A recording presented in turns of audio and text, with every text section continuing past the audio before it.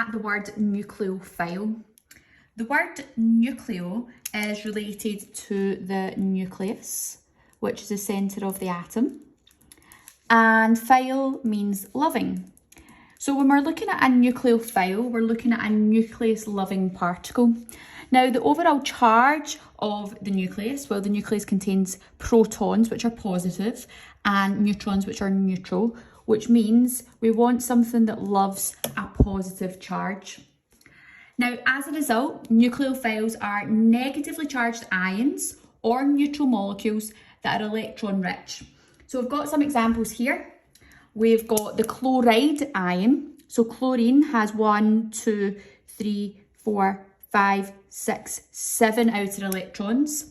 But if it gains an electron to become a chloride ion, we can see that it's achieved stability.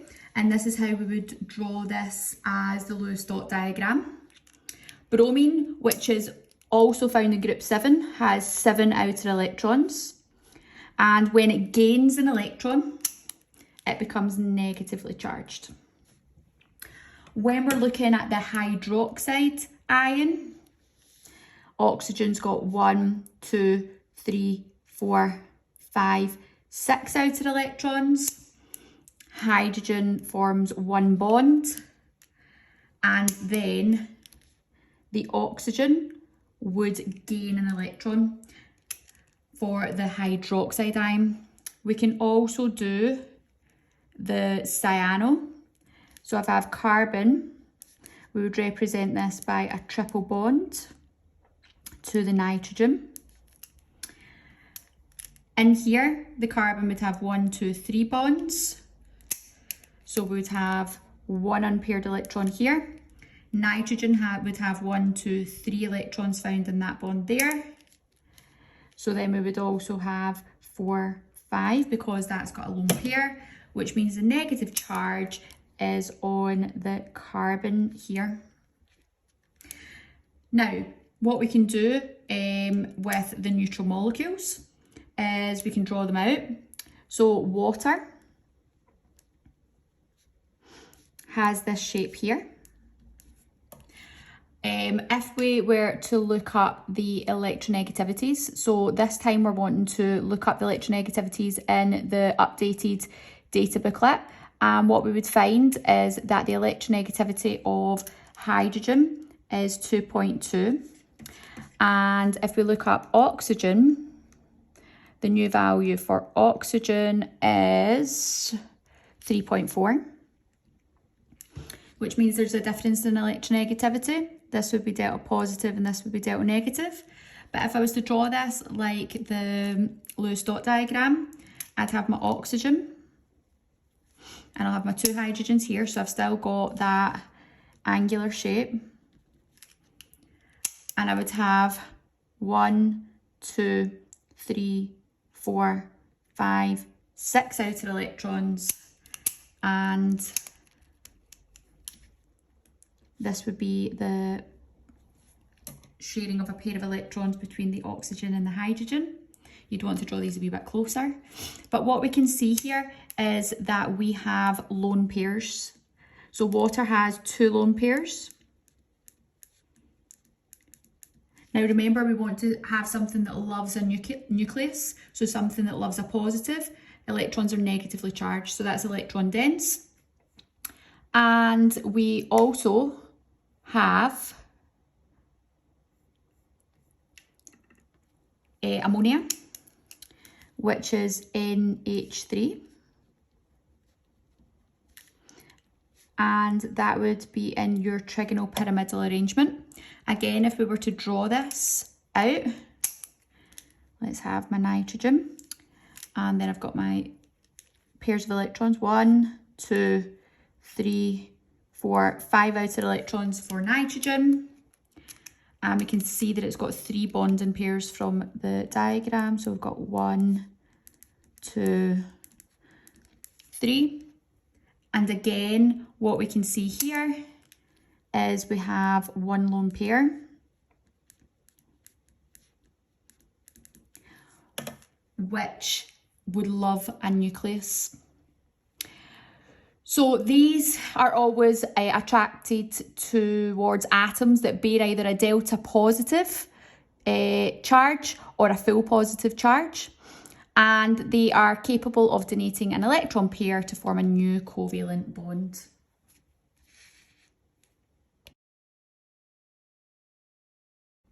So let's break down the word electrophile. Electro is to do with electrons, and electrons have a negative charge, and the word phile again means loving.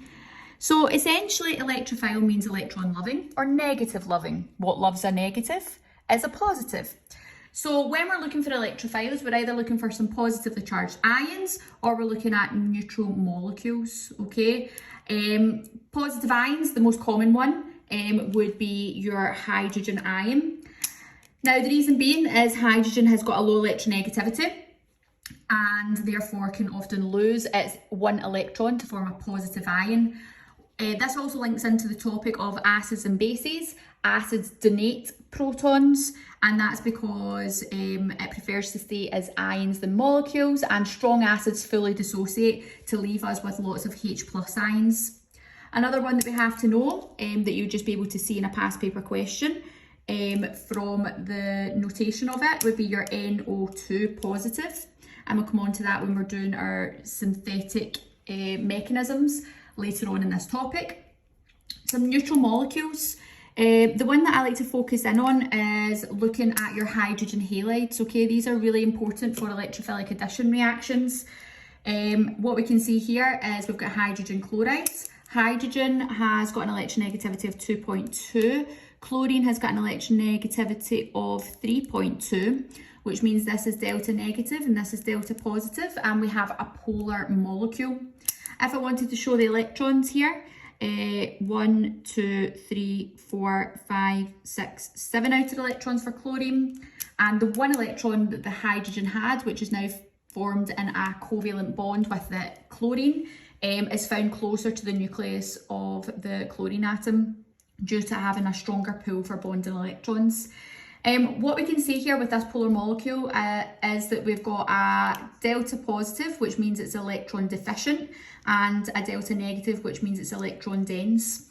Now we have to decide from this neutral molecule which part loves an electron, which part of this is going to act as the electrophile. What loves a negative must be the positive. So again, it's the hydrogen part of the hydrogen chlorides which is going to be attracted to the electrons. And again, this is either attracted to another delta negative or a full negative charge, and it is capable of accepting an electron pair to form a new covalent bond. This past paper questions from the Advanced Higher 2007, multiple choice 29.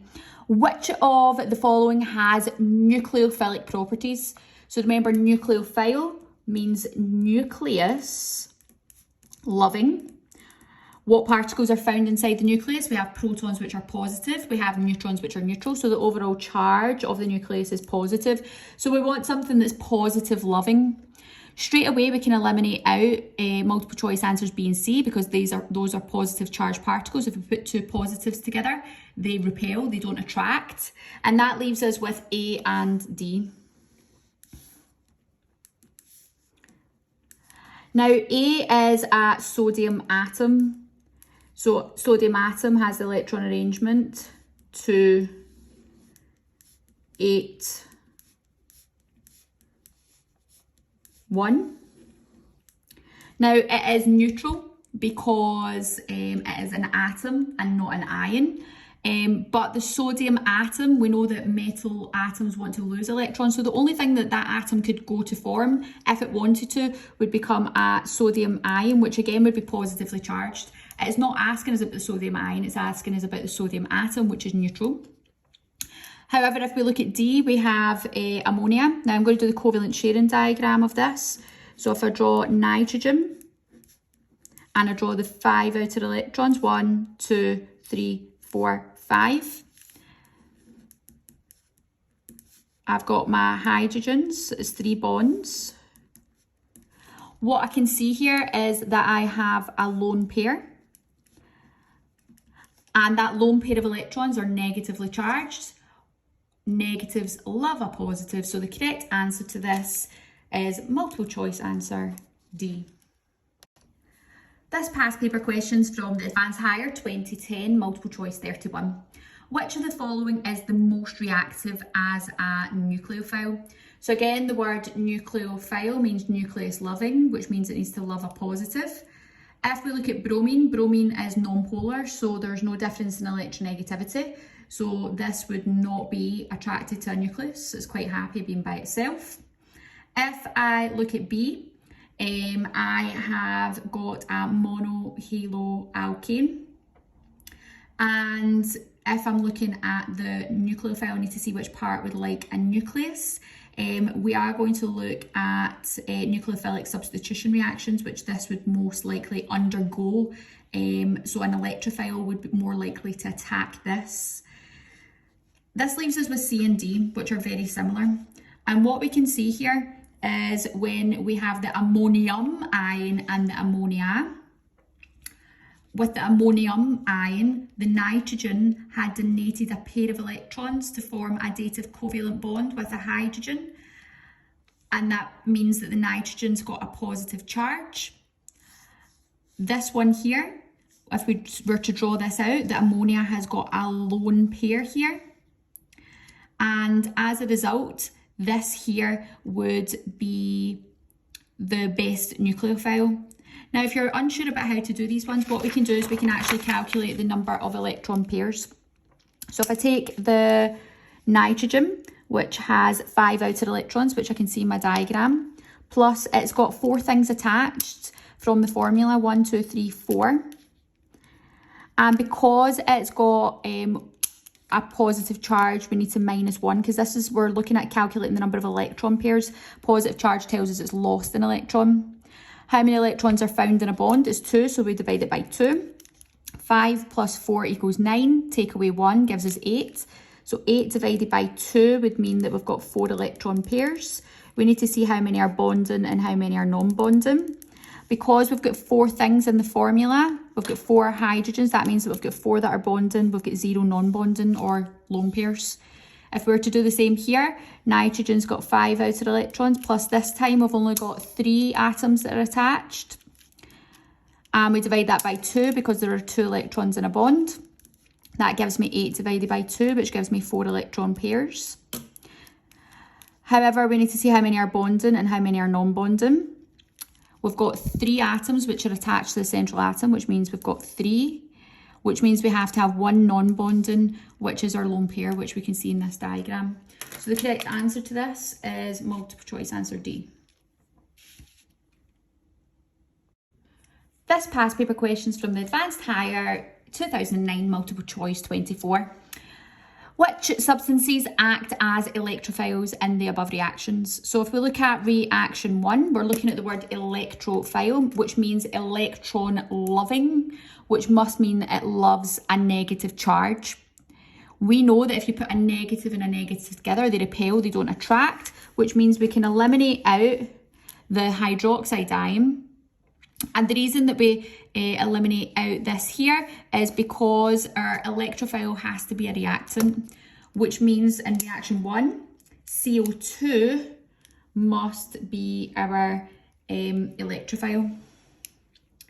Now, it's a wee bit more difficult for reaction 2. What we're going to do is we're going to draw the structures out.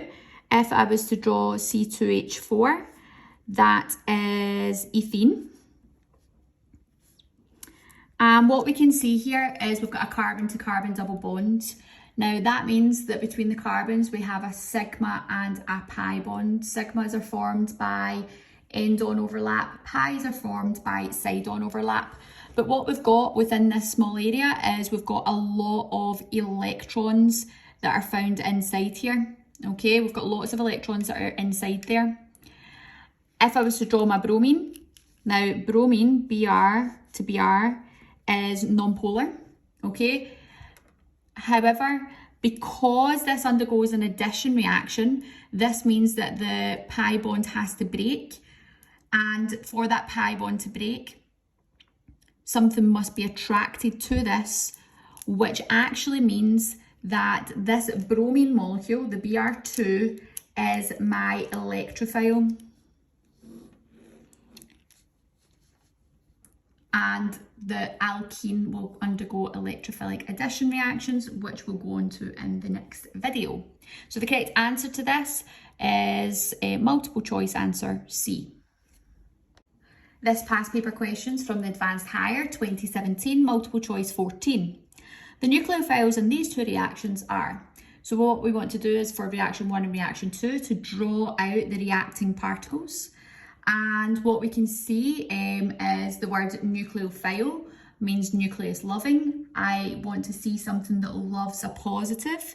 The one that's very easy for us to recognise is this one here, the hydroxide ion, because negatives love positives. Remember, we're also looking for lone pairs, and what we can see is in on our ammonia, it has a lone pair. So the correct answer to this is multiple choice answer D, looking for ammonia and the hydroxide ion as nucleophiles.